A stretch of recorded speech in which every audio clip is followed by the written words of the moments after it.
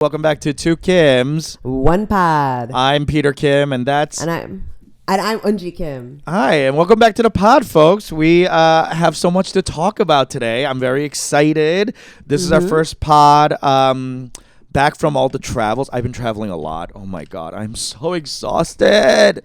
And usually I'm traveling and really loving it because I was traveling for comedy. And what better way to travel?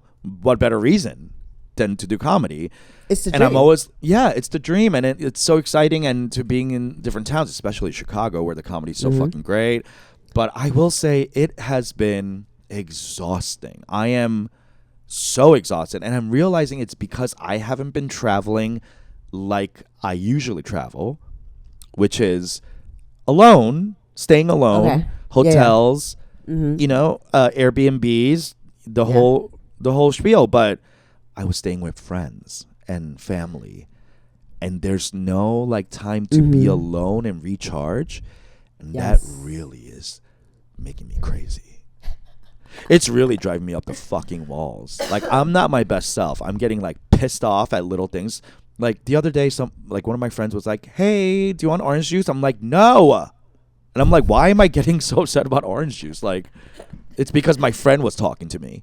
You know what I mean? It's like, just go away. And it's not their fault. We were sharing an Airbnb, and I'm like, this is why I need to be rich, because I'm better when I'm rich. Okay, what does being wealthy afford you here? Your own space. It's you true. know what wealth affords you? Space and time. Okay, the continuums. Yeah, anyway, I mean, it's true. It's true.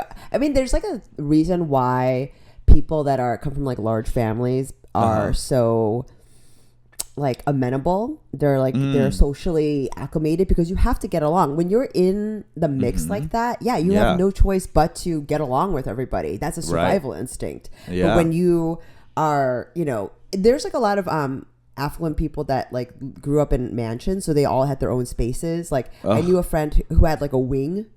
Oh my god, a wing. He had a wing.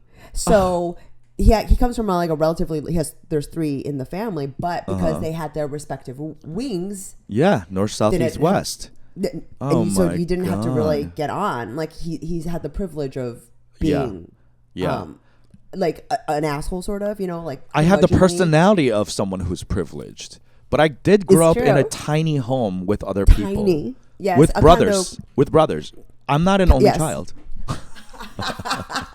I'm the oldest. The oldest Korean is also, there's something very toxic about that, because you are fucking entitled. And also as the son, yes. As the son, the firstborn son, you are told by your entire ancestry that you should be treated like a king.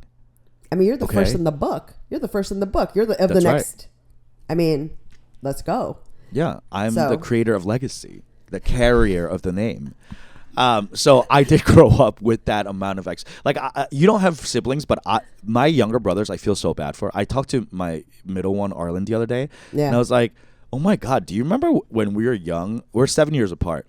I was like, "Do you remember when we were young? I used to always be like, yeah, 물 가져와." And he would just go. That means go get me water, and he would this little 6-year-old kid would go into the kitchen, grab me a glass of water, and bring it to me while I watched MTV. I expected to be treated like royalty, and I was, and you were, and you had a little. I mean, your mother a fiefdom, yeah. Your mother sort of made a servant for you, She was how generous. How generous. She was kind of seeing your life and was like, you know what? We need help. Yes. So we need a village. we need staff. Yeah. So servants. We need servants. So I did treat him like that, and I was like, what was that like? And he was like, it was fucking shitty. And I was like, oh, my bad. What and did I you expect apologized. Him to say?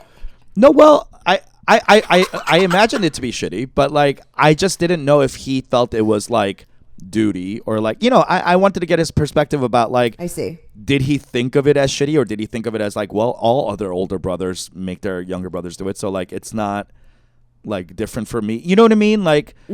I just wanted his perspective, but yes, he did think it was shitty and he did not enjoy it. So I did apologize, and growth. Okay, little by little, every day. But yeah, I am back, and I'm feeling a lot better. And hallelujah, hallelujah. Wait, how is the trip then? How is the trip? Which one? Like very specifically the Ann Arbor. Yes. Okay, so after I left Chicago, I went to Ann Arbor to meet up with my college friends. It was our 20-year college reunion. Mm-hmm. And some of them I haven't seen since I came out. Wow. Yeah. So it's like that old of friends. Yes. I mean, yeah, like this is college, but I'm saying so like. Because I came out after college in San Francisco. So some of these friends, like 2000, oh my God, I have to do the math now. 2007? Moved there in 2008, 9, 10, 9.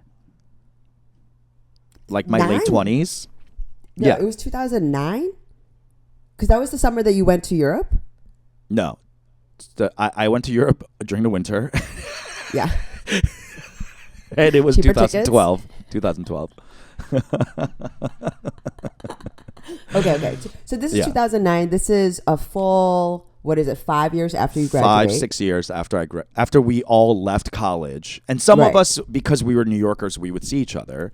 But some of us like live in DC, Texas, whatever. So like there's not as much of a chance to see each other. Like we would talk to each other via like Facebook or Instagram, but like be in the same room and kiki kaka like that. Some of them I haven't done that since college. So 20 years. Yeah. And you're staying in the same Airbnb. We stayed in 2 like townhomes that were connected. So there was like a boys home and a girls home. What about your respective partners? They stayed with whoever's home it was. Okay. Yeah. I see. Okay. No, not all the girls and all the boys. That's crazy. I was like, what is this? Everyone split up. Split up. Yeah, like the MTV rules. Like. So you guys are all, I mean, this is what was very intriguing to me. Like the sheer number of people that were gathering. 14 people. 14 people. Yeah. Plus under spouses. 2 roofs. Yeah. No. 14 people including spouses. Including spouses. So yeah, that's total. That's the core group of 7 people. Yeah. Plus their spouses. Yeah.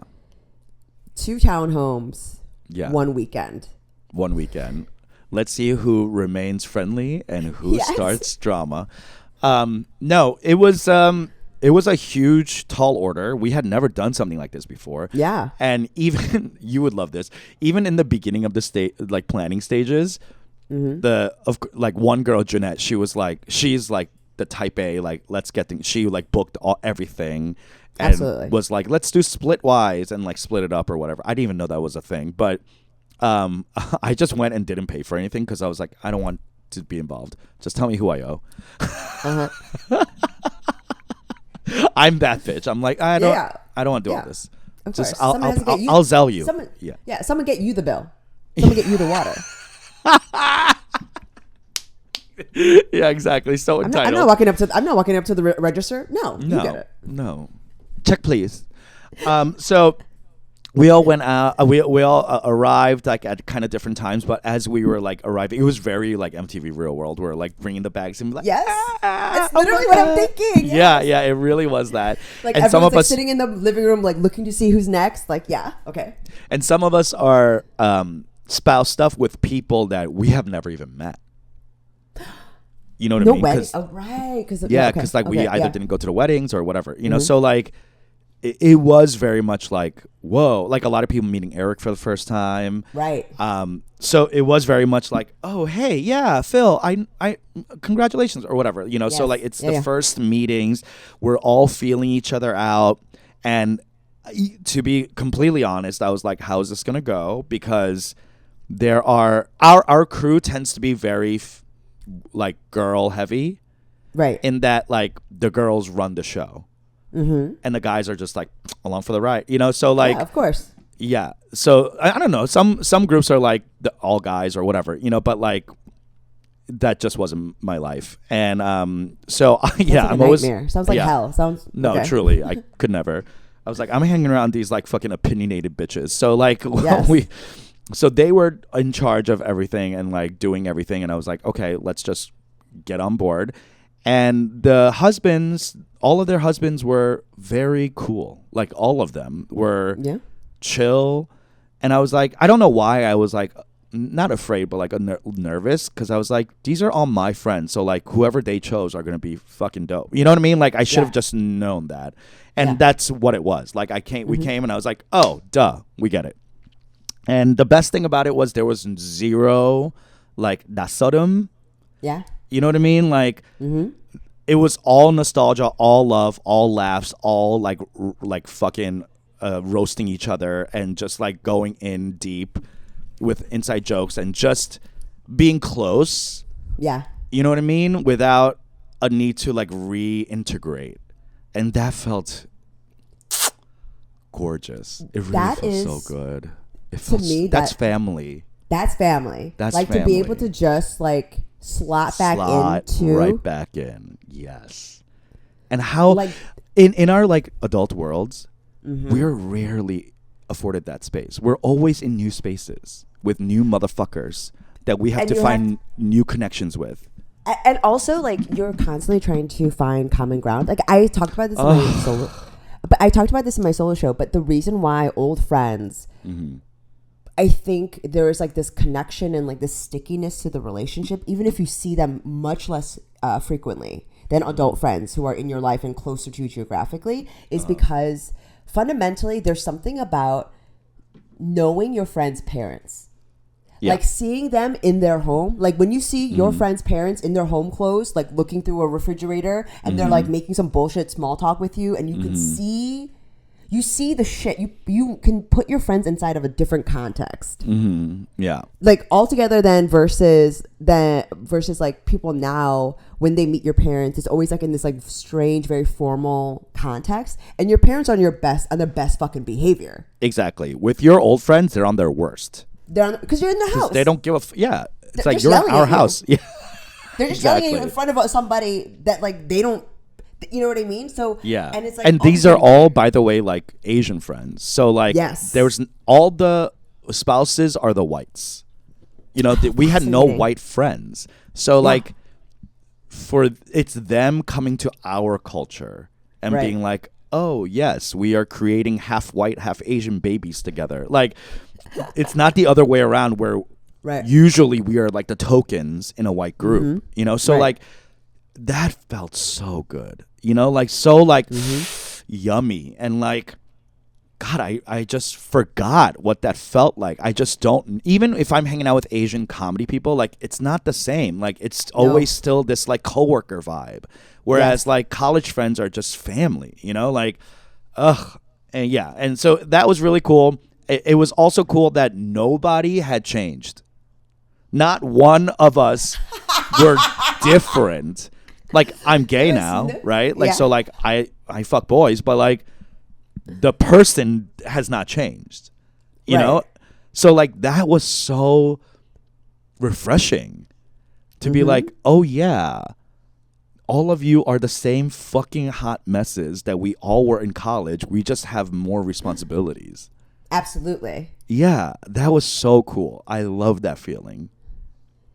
Isn't it? I mean, there's a part of it where like, so I had a dinner with an old friend last night, and I see her pretty frequently, but there was just something about the dinner we had last night that was particularly like what you're describing, where we're slotting into different, very specific roles that we've had. Yeah. I mean, we've known each other since we were 13. So that's a long time friend. That's a long time. That's an old friend. Yeah. That's an old friend. So like, you know. Now, did you know each other like through school, or was it like through like church, or like what was the attachment? School. Like okay. It was a first week of high school. Like, who is this girl? And then becoming best friends and like discovering everything together. And you know, we know each other's families, like everything, the home clothes and the, you know, watching them get produce and chop up vegetables and like ask you about your SATs, you know. But it is something like we were describing where it's like you do realize how fundamentally you don't change, and especially in relationship to these friends, the others. Yes, because you also formulated your identity by ricochet, like by the way that you reflected off of these very people. Yes, exactly. They were formative. It's not like you're just like beaming out your version of yourself. They're giving it back to you because that's how you fucking formulate yourself. Relate. And also the inside jokes, like all of it, where you realize how deeply you don't change, and it is like it's something when you were in your 20s you're running away from because you're constantly like trying to be like, I'm different now. I'm being a new version of myself. I'm going to reinvent. But there's like let me tell you, in my 40s there's something that is so deeply comforting about the fact that like, okay, I actually haven't changed. No, you just like shed away the layers that isn't you. And in our 20s we packed on the layers, so it was us at 13, but we like packed all these layers on, saying like, I'm emo now, I'm grunge, or I'm preppy, I'm this thing, and like you're putting on all these sweaters thinking like you're different now, but inside you're that same stupid ass bitch at 13. But you think that person's not good enough, so you start putting on all these layers. And so many scarves, infinity even, and drowning in scarves. You know, it's not even fall. It's like peak summer.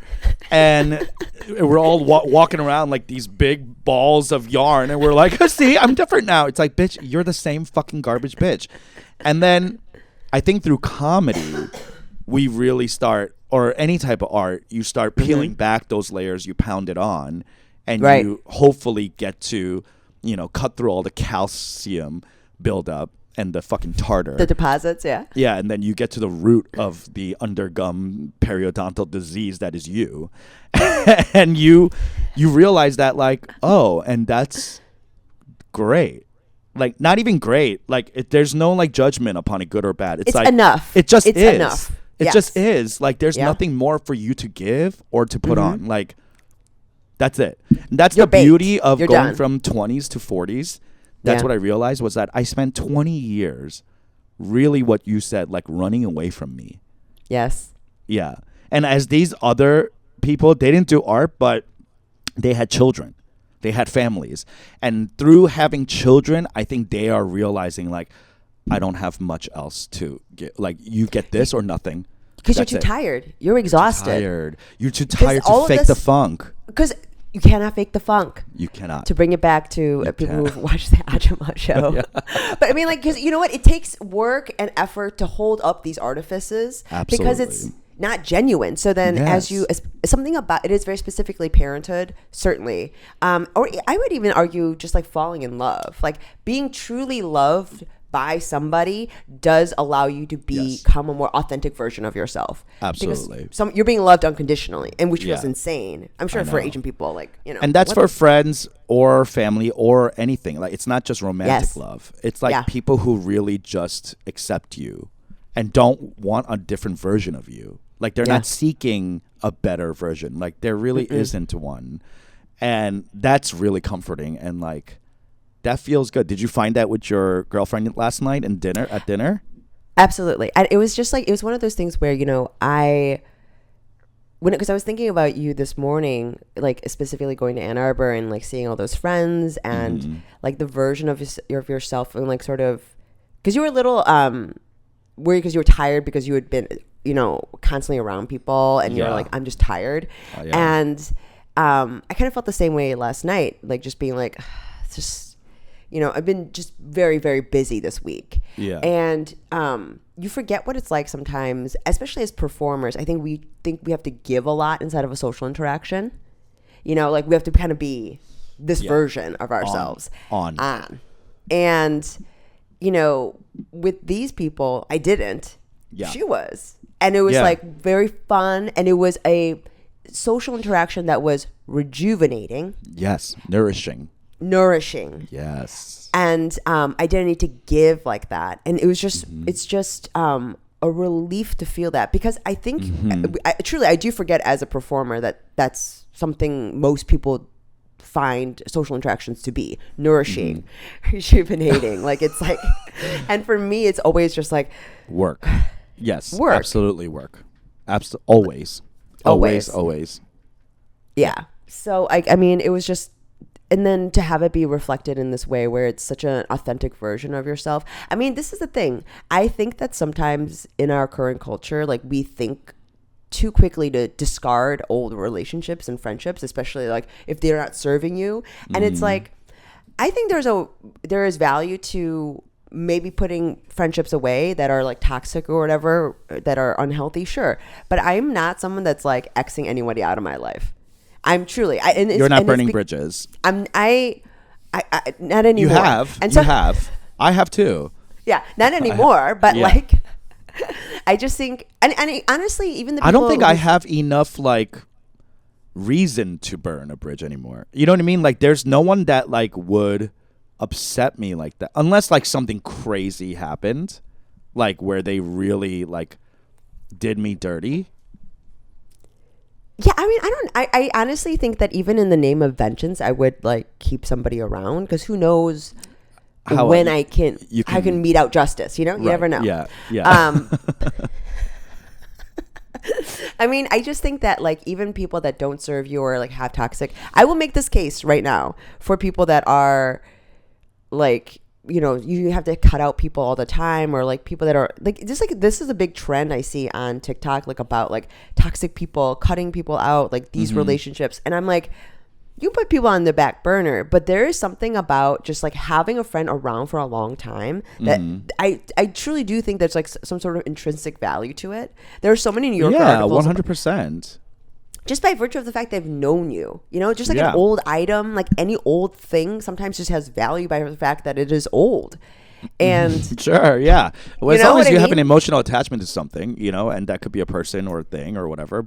Like, it was really nice to just to go back to like the way we don't change. Like, you know, especially in a world where, in an industry where like it's constant change. You know, like it was so nice to see something consistent, like my group of friends. And you met one of my friends, Lorene. Yes. Lorene, who we stayed at their house. Yeah. By the way, they moved again. Wow. What? Okay. To like a house or whatever. Okay. Anyway, so she, you know, you remember who she is. Like, she's very like sweet and kind of reserved, a little shy, you know, maybe not the person to like fucking rally first or whatever, right? And so she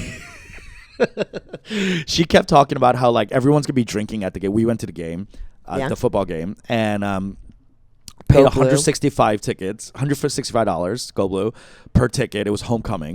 Ticket? Per ticket, yeah. I know. That's the alumni discount? No, we don't get an alumni discount.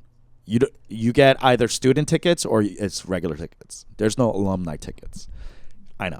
They're like, Blue. We don't need alumni. Like, we have enough people who want to come. Absolutely. Yeah. There was 110,000 people that day at the stadium. That's so crazy. Just put that in your head.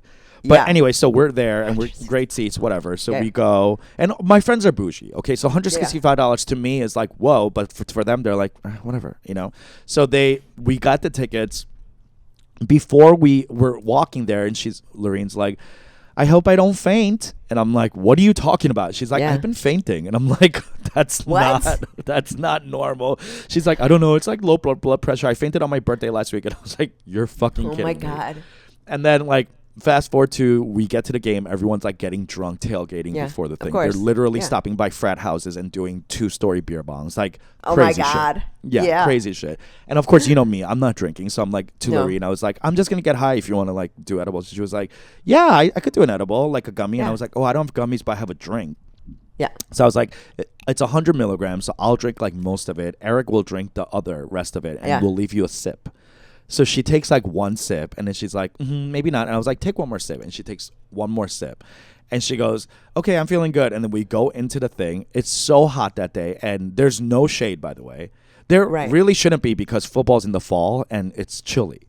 But due to climate change, it was fucking 86 degrees, blaring sun.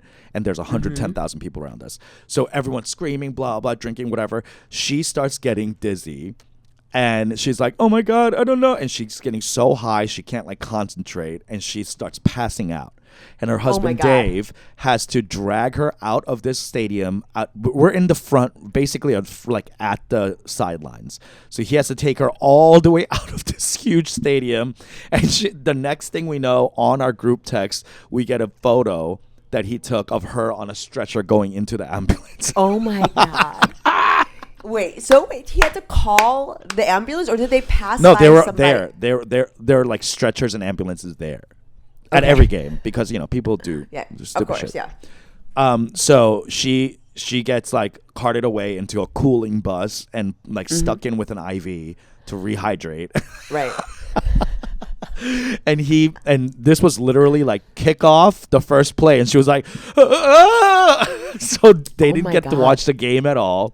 At all. $300+ down the drain. And we were saying how like the only person this could have happened to was Lorene. Like this was her in college, just like getting too drunk and passing out, like blacking out, like. And literally when we got that text, we all started cracking up. Like no one was like, oh my God. We were just dying at the picture because we were like, of course it's Lorene. Yeah, classic Lorene. Yeah. And at 42, we're still behaving exactly the same way. And it was just so funny. We knew she was fine. That's why we were laughing. But like, of course, yeah. Yeah, it was just so like yummy and comforting and cozy. That's feeling. Great. Yeah. It really was good. I mean, it's like there is some comfort to like one realizing that you haven't changed, but there's an added comfort to realizing that the people that you love have also not changed. No. Like that the version of you that was authentic, was real. Well, absolutely real.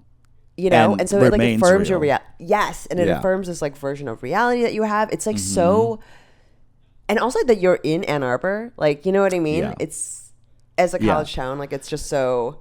And that's what made it really, I think, like freeing, because if we had a reunion, like even in New York, let's say, like it's almost like the New Yorkers have more attachment to being there. It's not because they're home, right. And then we're like visiting, as opposed to like everyone feel like they're visiting. Right. And that feeling of like, oh, we're all staying in a place we don't know. And we're like, and it very much in college, we lived in the same building. So we would like go to each other's houses all the time, or apartments. Right. So it felt exactly like that. We would wake up and like go into each other's apartments and be like, is there more coffee? It was exactly the same motions we were going through. And like staying up late, and one of our friends, Jane, being like, let's go to clubbing to this place called Nectos, which is an 18+ club. I'm like, bitch, you 42 with 3 kids and a divorcee. You cannot be up at Nectos.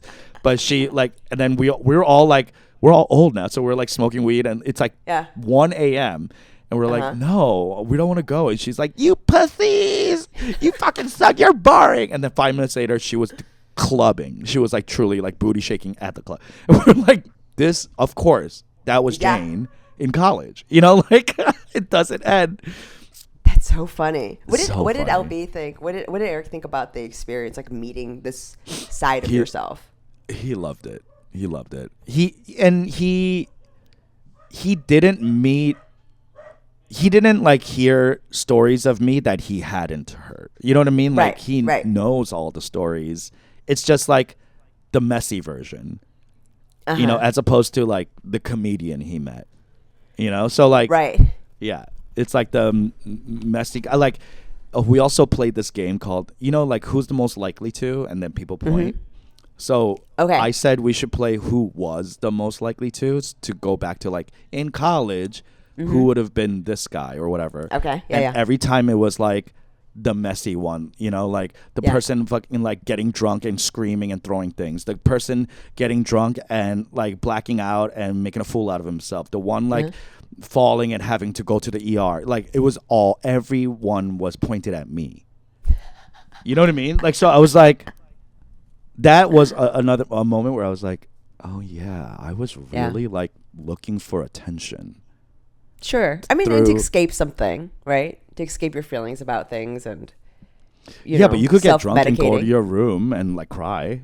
Like, but I mean, when you know what I mean? Like, yeah. I wasn't doing that. I was like wild. It was very much drinking and being like, look at me. Spectacle. You know? Spectacle. And yeah, I know. So like almost that grew into, I gave it like a place, which is on stage. You know what I mean? Like that need to be watched and to be laughed at and to be like bringing that kind of like joyful like chaos.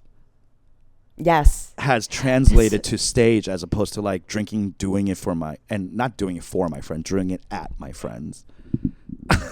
Yeah, I mean, you know what? I never realized that like my behavior could like correlate to that. But yeah, I was definitely very like similar. Your youth. Yes, I did not realize that. Interesting.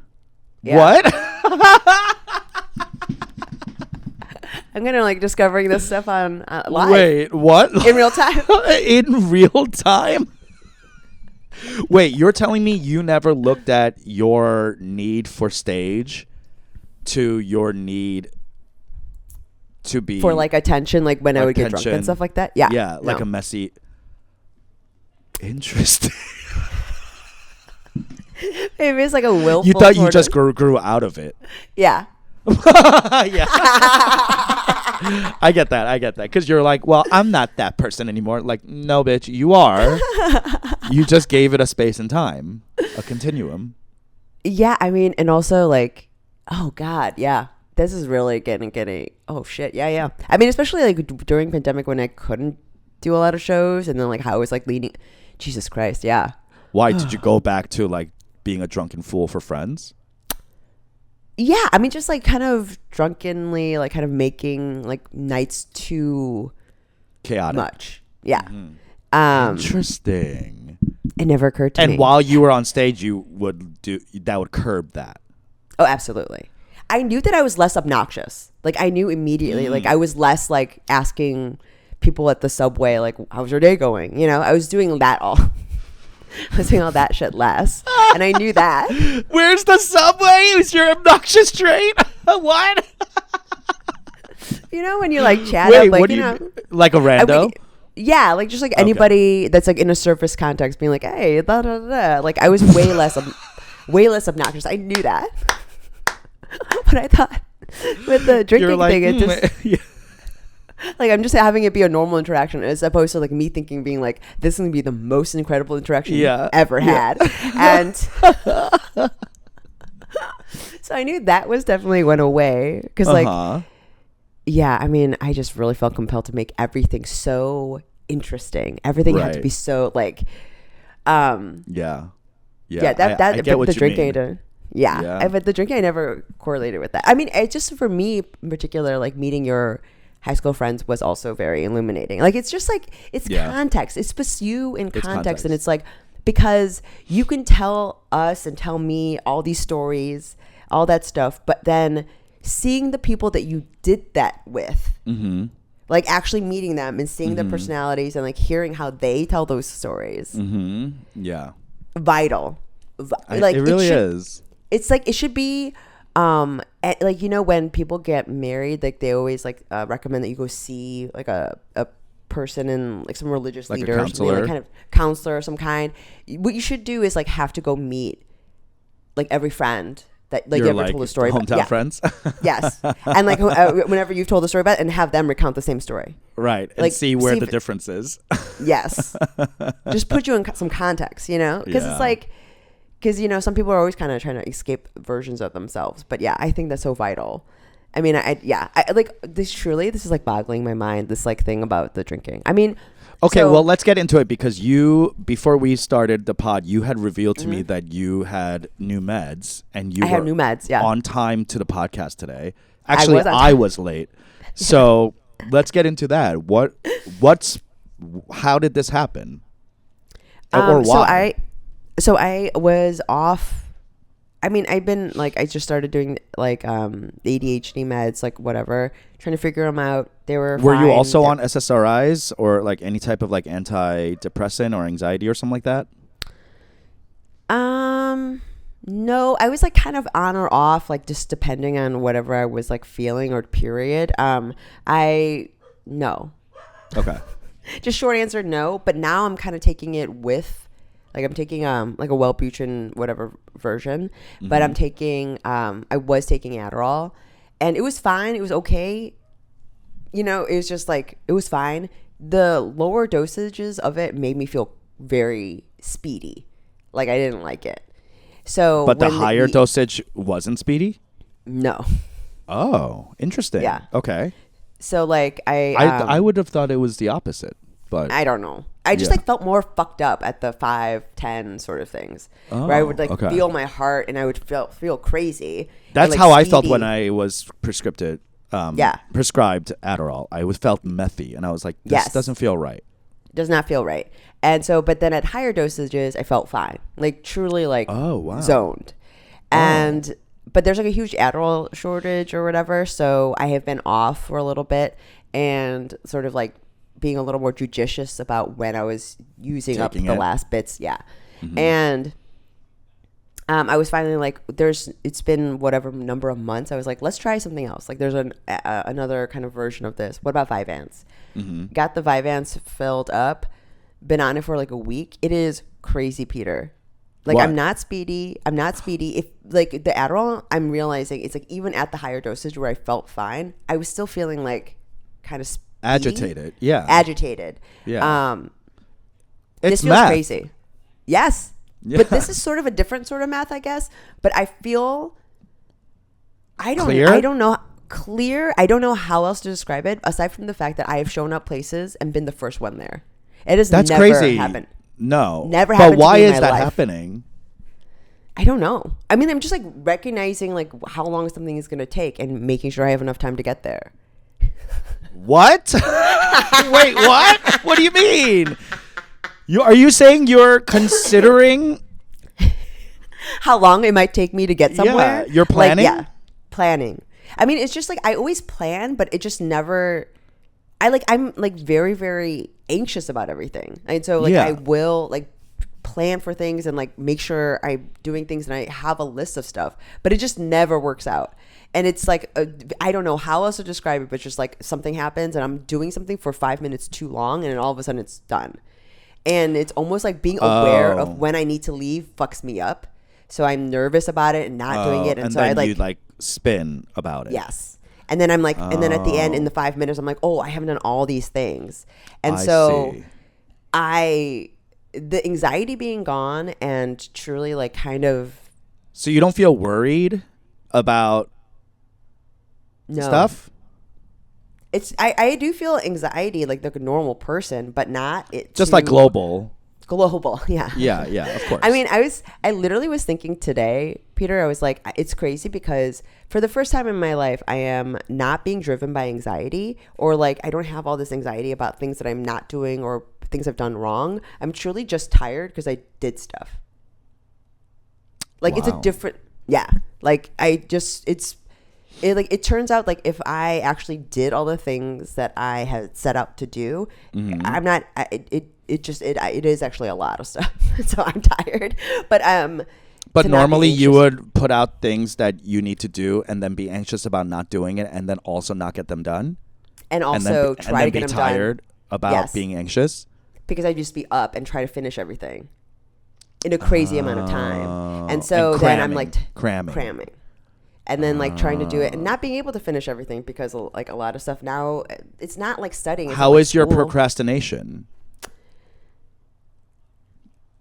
I don't know how to describe it, but it's there's like a habitual part of it where I'm still leaning into it, where I'm like, I can just do that later. Like habitually, like in my body, it's like a learned behavior.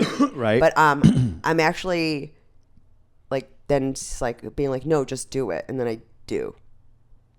Okay. Wow. I mean, like I don't know. That seems like a complete shift. Yeah. It's been like a week. I don't know how much longer it'll last, but like. So it sounds like what the Vyvanse is providing you is like some quieting of some stuff, so that you can actually like get to the stuff, as opposed to like deal with like the thoughts. Yeah. I guess. Oh. I mean, I like truly have never moved through life this way because, and also this has been a very crazy week. By the way, Why was it crazy? Just because you were busy, or was there something happening? I was very busy. So I booked this like very strange corporate gig. I'm not going to go into detail on the pod. Like Okay. I'll tell, maybe the Patreon. But Okay. I did a corporate gig, and Peter, it has just been such a minute since I've encountered a bitch like this. Like a very specific Client corporate- or coworker? I mean, I'm not coworker here. It's just No, I'm I mean, there- like, was it yeah, someone you were like working with or working for? for. Oh. But not really, right? Like I'm just an outside contractor. I'm being brought. I'm talent. Yeah. Right. So, but it had been such a minute since I've experienced like it's like a very specific type of corporate bitchiness. Ooh. You know, and those of you who work corporate, you know immediately there's a woman in your office that I'm conjuring up right now, and it's just been such a minute since I've like confronted something like that. And it was almost like initially I was kind of, it was like just, it was like I kind of started, I couldn't stop like giggling because it was like such a laugh of surprise. I was just like, Yeah. oh my God. Like, I can't believe this is happening. this is happening. Like you're being so rude to a person live. Like, Yeah. I mean, no one else is noticing. What did she say? It was just the way that she was being so dismissive and like pushing aside, and it was like it's like Regina George stuff. Like if you were talking to me and then I would like talk about what you were talking about, but with somebody To else. someone else? Oh my Yes. God. Oh my God. What the fuck? It was crazy. And again, yeah, it was so strange. And then also watching she was truly so like wrapped up in like control and stuff like that. Like it was just watching, there was like a point where I just looked at her team and like they were looking at me like, I'm sorry, Like she's doing apologetic. this. Oh Yeah. my God. Like, you know what I Because she mean? was the Like, boss. and so it's like, it's one of those things where, you know, somebody, you know, when like somebody embarrasses you in front of strangers. Yeah, my mom every day. Yeah, you know what I mean? Where Yeah. you're like, have to be like, you know, like, I'm sorry. sorry, she doesn't go out much. Like, you know, Yeah. and you have to like be like, you can't be like that outside. That's just inside behavior. And it was fascinating and it just been such a minute since I've experienced that. Because, you know, when you work in corporate America, there are these versions of this lady everywhere. Everywhere. And you just have to everywhere. deal with them. Yeah. Yes. And so, and you do. But I haven't experienced, I mean, anybody that's a bitch to me now is like drunk and in an audience, you know? And in that way, but I still have control. Yeah. You have the mic. I had Mike. Yeah. So, you know, it just felt insane. And Yeah, that's crazy.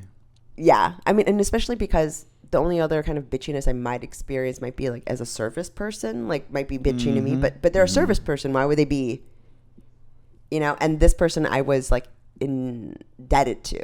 Yeah. Ugh, And that's awful. You're like, Yeah. I have to fucking grin it and just get through this to get my fucking check. I did. And it was fine.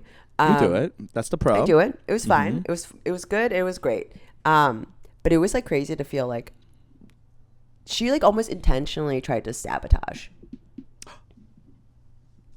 Yeah. Like again, I'll tell this like because it's too specific, but like the way that she tried to sabotage was, when I explain it to you, Peter, it will feel like, oh, this was so intentional. Like she must have been mad that I was hired in some way. It felt Like personal. it felt personal. Like it wasn't. Okay. It couldn't have been. It couldn't have been personal about me. Maybe it was just about the choice Yeah. Interesting. that someone was. Yeah. So I was this pawn in this corporate game of chess. God. And I came I hope the out of money was it. worth it. I mean, let me tell you, no. Okay. Well, It's just like if the rest of the week hadn't been as insane, it would have been. But because of this gig, everything else was. So it didn't wind up being worth it. Ugh, that sucks. But it's just been a minute. Like I really, it's just like there is such a flavor to like a skinny white lady in corporate America. You know, like I was saying that like she looked like calories would be afraid of her too. Like, you know what I mean? She's so like tight. You know what I mean? Like she's like nature's Ozempic. Like truly like project manager, like the shit out of stuff. Yeah, and her kids have left and don't talk to her. Yeah, this is like adult. Yeah, yeah, absolutely, like excommunication. So I mean, it was just interesting. I really haven't had that in a while. I mean, like experiencing corporate America in this way, because there are times when, like, you know, when considering how crazy show business is, like sometimes corporate America seems very. There's a part of it that like seems appealing just by like consistency and security and stuff. But this really did disavow me of ever thinking. So that were you doing stand up? Well. Okay.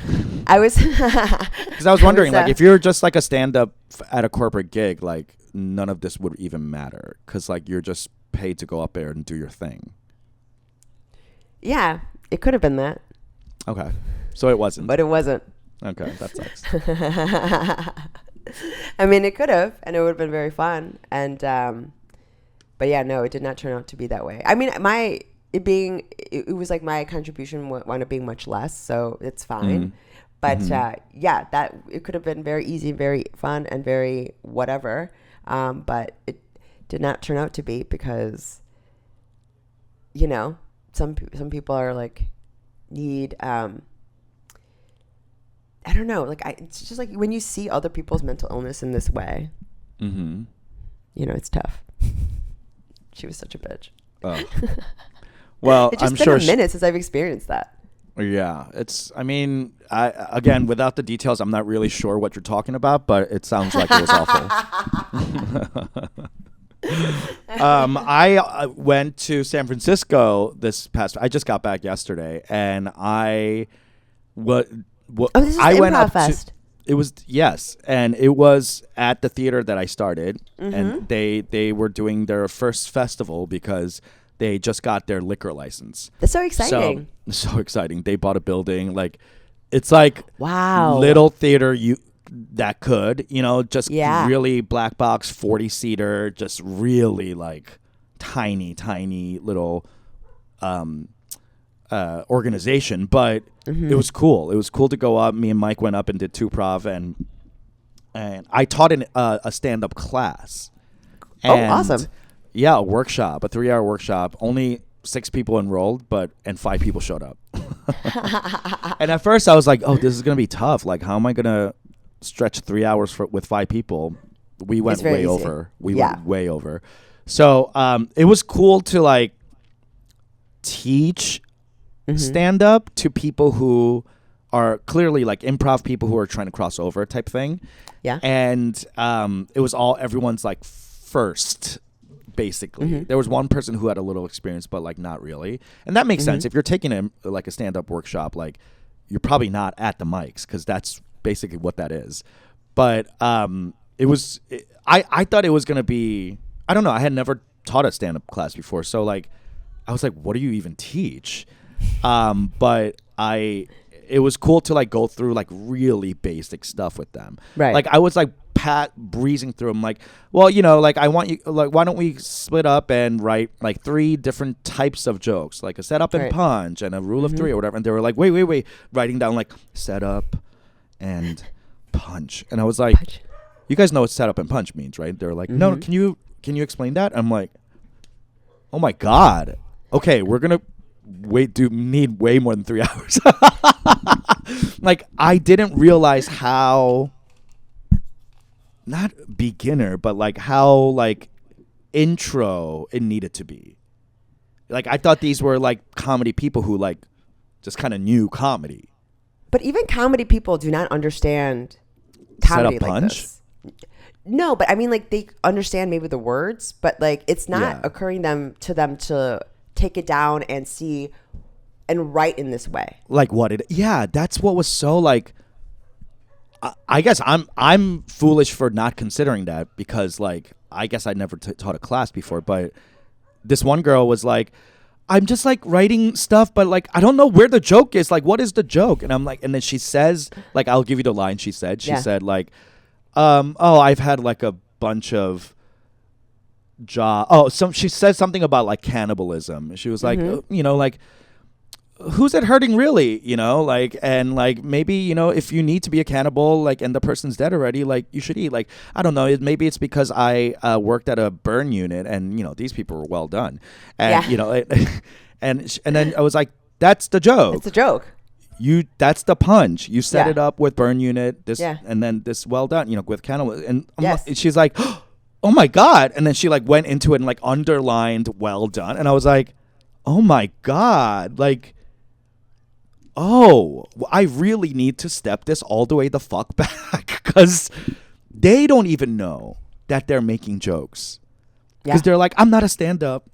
People tell me I'm funny. But I'm they like, do know. They do know. They intuitively understand. That's the reason why in that story it occurs there. So that's you're doing it. You know you're doing it, but you don't know, like, you don't have control over it. You don't, exactly. Right? You don't know how to, like, reverse engineer the thing. And harness that more consistently. So, like, that's absolutely interesting, because for me, it's been fascinating to see how many comics also, like, who have been doing it for a significant amount of time still don't get that.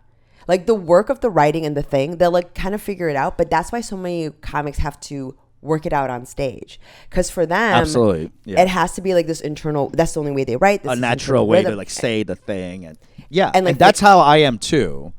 I get that, you know, like. But you write out stuff and you can understand. It's like the difference between people that are like, don't know how to read music. Yeah. That's very much true. It's exactly that. But like, know intrinsically the music. Yes. What is funny. And like, but you have to play it versus being able to write and read music. But like, what I'm saying is, like, when I like approaching new material, like what they were doing, like I rarely approach it written. Like, I have certain things I know I want to talk about, and maybe a punchline here or there to deliver a set for this. Let's say I'm doing like a 10-minute booked showcase. Sure. And I want to try out new material. Like, I'm not going to just go up there with nothing. So yes, there are punches that I put in, but most of the set I'm feeling it out and like watching back, you know? So like, so I understand like why it doesn't occur to some people to go right down first. Oh, absolutely. I mean, shocking how many regular comments don't either, you know, like. Yeah. No, truly. It's just not the way like some people think. I mean, you know what's interesting is I used to ask people, especially beginners, to come in and like try to tell a story. Like a funny story that you tell at parties. Yeah, that's great. Right? Like a thing that you know kills. Because if you signed up for a stand-up class, there's a part of you that thinks that you're funny. Yeah, and that's exactly right. Yeah. And there's a part of you where people have told you that you're funny. It's probably because of this. Elicited a laugh before. And it's because you've been able to tell a story. You're a bon vivant. You're like a fun hang. Yeah. Right? And so I start there, or like if they have a strong opinion about something and stuff like that. And I just start going through and punching it up. What's fascinating to me is that there are people, though, who have no story, have no jokes. No jokes. And it's just because they are like say things that are funny at work in response to things. And so, you know, like there's like kind of people, and it's very strange to me that like they think that isn't, to me, those are people who have never experienced any sort of adversity. Because to think that with that amount of affirmation and with no other data to say that you are good at this or funny or anything, to come in and not have no life experience, nothing, not a funny story to tell, not a funny opinion that you want to have, nothing unpopular or popular to say. That's a tough. I mean, those are people that have typically the hardest time because they're starting from zero. I don't know if there's anyone who would sign up without that thing. Like, that just doesn't make sense. Like, why would you pay $85 or whatever the fuck it is to like? Yeah, that's crazy to me.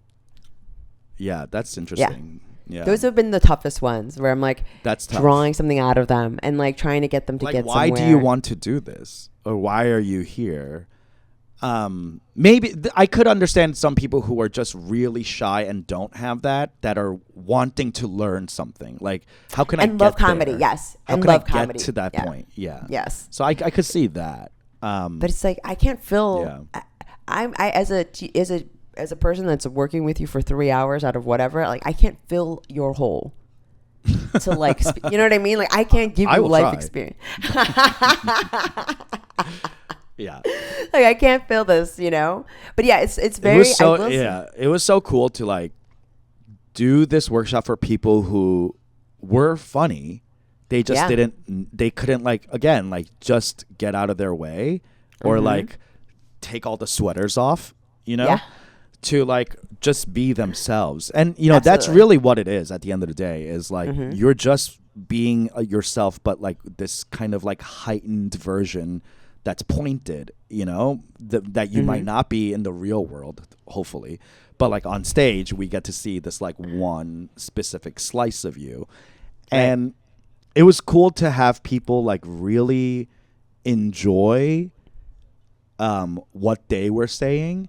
And this, like, there were people who were like, the whole time I'm like, all right, 20 minutes, go, right? And they were like, like scream, like, oh my God, this is so bad, blah, blah. I'm like, don't worry, this is the place to be bad, like fail, whatever. Yeah. And then they would go up and it would be like, boom, boom, joke, joke, joke. I'm like, what the fuck is happening? Like, your inner voice is crazy. You have to understand that. Like, and he's like, I get it, I have ADHD, blah, blah. I'm like, yeah, but like, you are funny. So like, trust it. Trust yourself. Like, it's so much. Like, it's almost like comedy 101 or like stand-up should be like therapy 101. Sometimes you know what I mean? Yeah. Like, it should be like, hey, you're good. You're enough. Like, bring you know? And that, I kind of felt that like for 3 hours. I was like, you guys are freaking. Everyone was so scared. They're like, this is the scariest thing I've ever done. Stand-up's the scariest thing. And it's because people are afraid to be judged for who they are. And in such a like, you know, vulnerable space. Like lights on you, mics on you, everyone quiet, you know, like just you. Yeah. Whereas like psychos like you and me, I'm like, that's all I want. I know it's hard to like. I mean, did you enjoy? It seems like you enjoyed the experience. I enjoyed the class, and it was weird because after that, I was like, okay, I'm gonna do 2 improv shows, so come see that. The improv shows were lit. It was so fun to improv with Mike, and we're just really fun together. We're more than anything, we're just like we have so much fun together on stage, and that it was really exciting to show that to Endgames, to the theater that I started because. It's an SF theater. It's a lot of tech part-timers. So as you can imagine, it's very like left brain comedy. So like not a huge amount of theatricality, characters, you know, emotions, motivations, or anything. Like it's just like premise. Ugh. Like, yeah, I know. So when they saw us, they like freaked out. And like these people like came up to us afterwards. They were like, "Oh my God, that's the best thing I've ever seen." I'm like, "You should see more." Like truly. I mean, but it was cool to feel like the big fish in a small pond. Oh, of course, but also like I think, and I really hope, and I feel like sometimes when I'm talking to students, like it because of the proliferation of a specific type of online digital kind of comedy, character-driven, emotionally rooted. Comedy is that's it is mind-bending to those people. Yeah, I mean, exactly. and it's like, and that's what actually is funny. Like that's what brings the truth. People. Yeah, because the premises like you will run out, but like characters in different premises. Now we're cooking. Now it's a narrative. Now it's something worth paying money to go see. And now it's theater. Not just like first draft of a sketch that you want to put up. Exactly. It's not just pranks. It's not a crazy what if this. Yeah. Never thought about this? Yeah, exactly. What? Yeah. What if that mouse wore a hat? You know what I mean? Like it's like it's 30 seconds of something, and sure, it's a chuckle, it elicits, but no one's gonna sit and watch that shit for more than 2 minutes. It's not sustainable. Yeah. It's not. I mean, it's the same way. Like it is true with any relationship.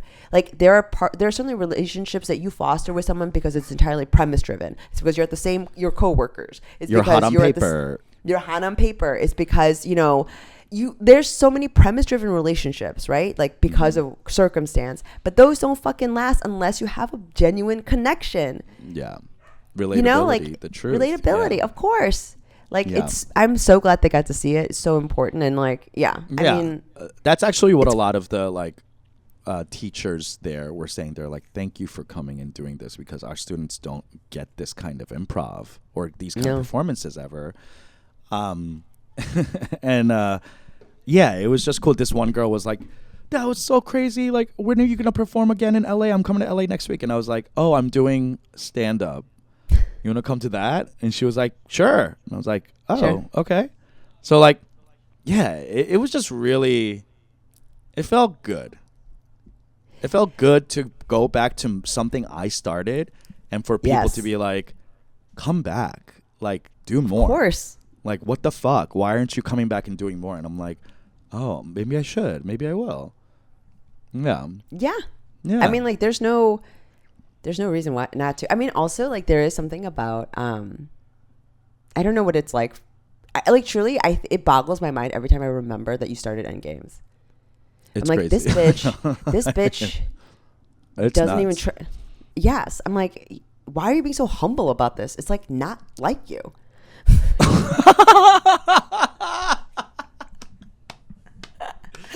Well, you know, if I was still like attached to it, I would talk about it all the time. But like, I haven't been attached to it since 2012. So like, what the fuck? Like, imagine like you talked about something that you stopped doing 12 years ago. That's what it would feel like. You'd be like, what? But you were the founder. It's not like I just stopped doing it. It's like you started it. I started it. It's like, like it's the thing.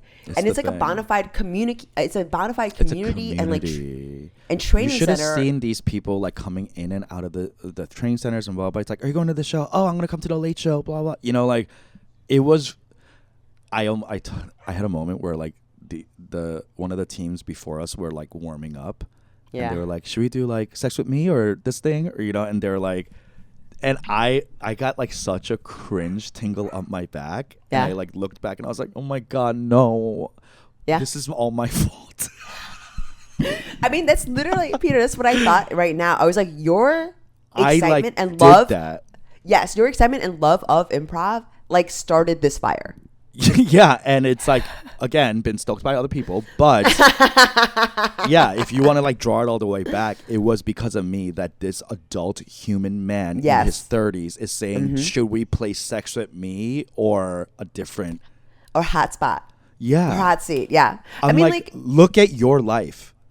This person's life is indirectly due to me because like, you were doing that. I know, and that's so chuggy and cringe, like like ew, no. But I mean, after earnest that energy, after that, doing the shows and having the people come up and being like, this is so cool, and no one thanked me for like creating a community, but that was the undercurrent. Like that's what everybody felt. I thank you for starting it. Why do you? You've never even been there. I've actually taught people that are a product of Endgames. Oh, that's true. You have, that's right. Multiple, not just one, multiple. And that's nuts. I've taught, I've played with, like, and the fact that you're the legacy of that is that people know your name, and also all these people have followed your dream to Chicago. Like, oh did God. The thing. I didn't even think of that. And that's how powerful your dream was.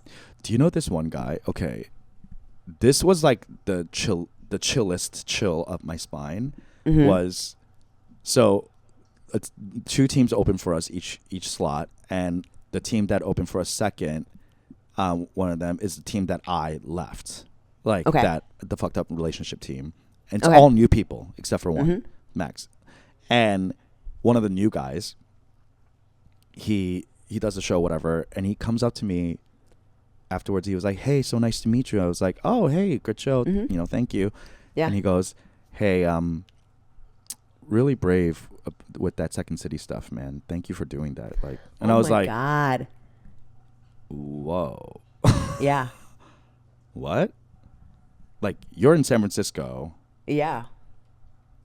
referencing something that happened in Chicago 8 years ago. 8 years ago, and he read the article, he said, on Chicago, Okay. in Chicago Yeah, Mag, sure. and I was like, oh my God. And that's what really, like you say, like that legacy is like, oh, there's like ripples happening, Yes. albeit so minor and so niche, but it made me go like, maybe I should watch what I say or do. No. That's not what I'm saying.